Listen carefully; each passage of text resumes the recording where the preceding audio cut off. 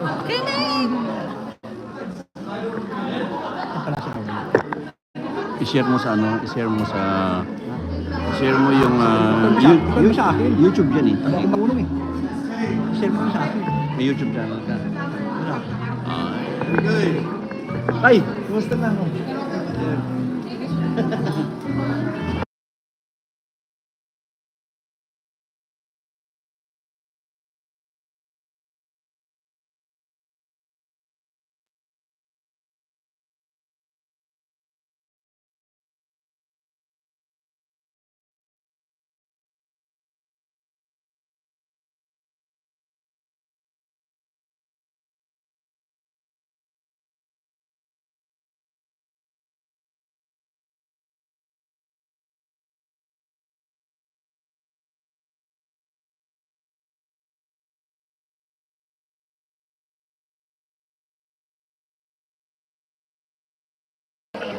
Kung nakikita mo siguro, ganyan pa, di ba? Alright, just a quick trivia for Lola. Alvin? Amina? Did you know that she grew up in School Mindoro? It's Mina, that means spine of gold. And there were Sa YouTube. Puerto Galera. It's a nice place where you can relax.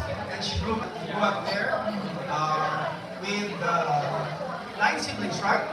Too generous.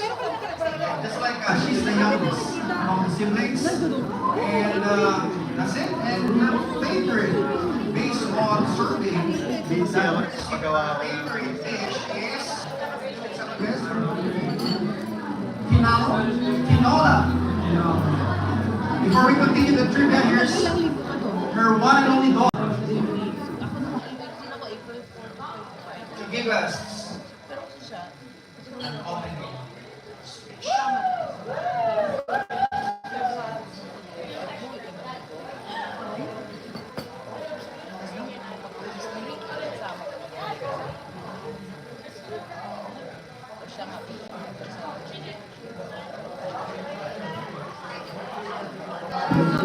Yung mga anak mo, yung mga girlfriend na. Yung mga girlfriend na? Oo. Girlfriend, boyfriend. Ganda yan. Vietnamese, di ba na-meet mo na? Yung ganda ay, maliit. Kasi, ano, okay naman yung mabait naman. Mabait eh. Galang pa. Ang ganda, ang magkakain.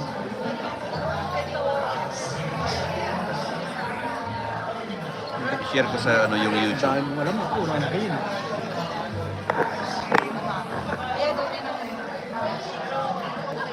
Share.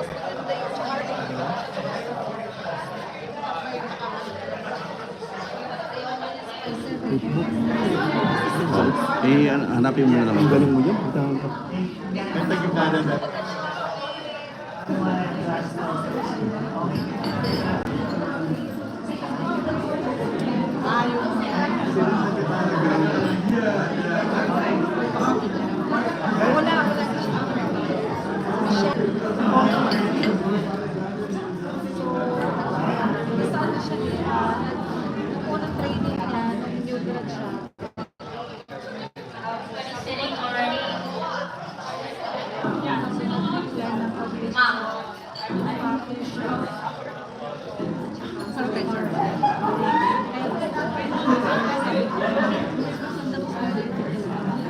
Good morning, everyone.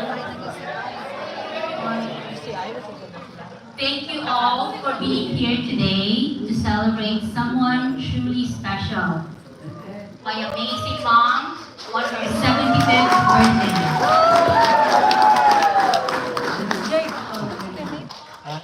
This is more than just a birthday party.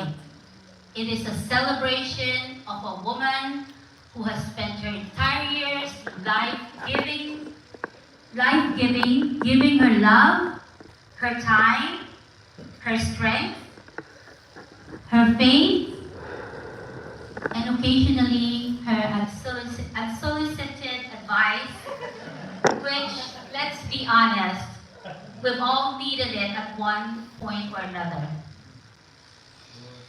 Now I'm 54 years old, and some how, in my mom's eyes, I'm still a kid.